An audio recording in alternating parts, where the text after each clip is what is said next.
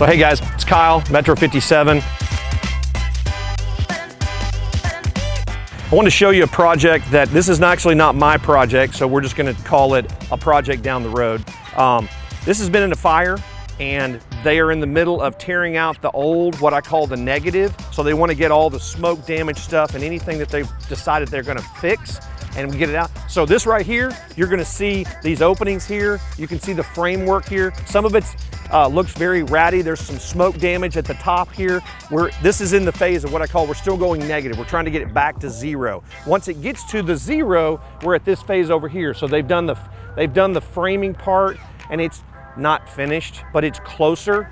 And this is typical for remodeling apartment complexes that have, sometimes you buy an apartment complex, there's 26 buildings, and one of the buildings in a fire. The previous ownership didn't want to do anything, so they sold it as a dead product or a down building.